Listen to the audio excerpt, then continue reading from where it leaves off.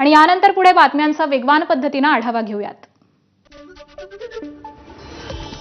सांगलीच्या पलूसमध्ये राज्यस्तरीय यशवंतराव कृषी महोत्सवाचं आयोजन। 1.5 टन वजनाचा गजेंद्र रेडा ठरतोय महोत्सवाचं प्रमुख आकर्षण। रेड्याला पाहण्यासाठी अनेक लोकांची गर्दी।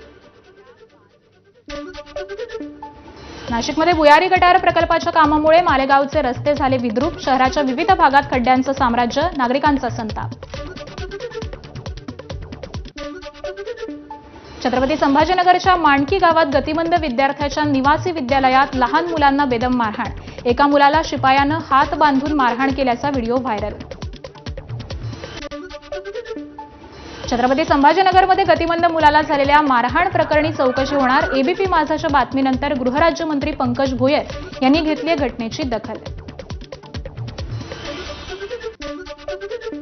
पुण्याच्या कोरेगाव पार्कमधील अपघातातील 3ऱ्या तरुणाचाही मृत्यू झालाय। रुग्णालयात उपचारादरम्यान खुशवंत टेकणीवाडी यांचा मृत्यू झालाय। कार मेट्रो पिलरला धडकल्यानं हा अपघात झालेला होता।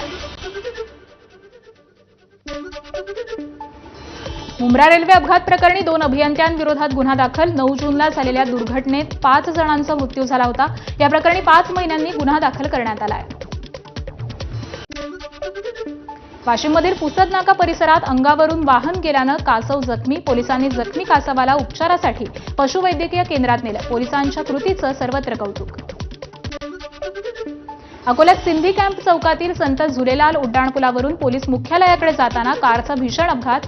कार अनियंत्रित झाल्यामुळे 3 दुचाकींना धडक। कार चालकासह 4 जण गंभीर जखमी। जळगावमध्ये किरकोळ कारणावरून अवैध दारू अड्ड्यावरती झालेल्या गोळीबारात 2 कामगार जखमी। या घटनेप्रकरणी एमआयडीसी पोलीस ठाण्यात गुन्हा दाखल।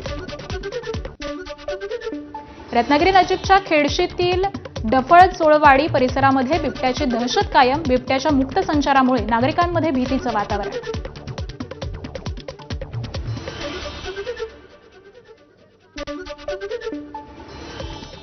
आणि या बातम्यांसह बुलेटिनमध्ये वेळ झाली इथेच थांबण्याची। पुढील अपडेट यामिनीसह पाहत रहा एबीपी माझा।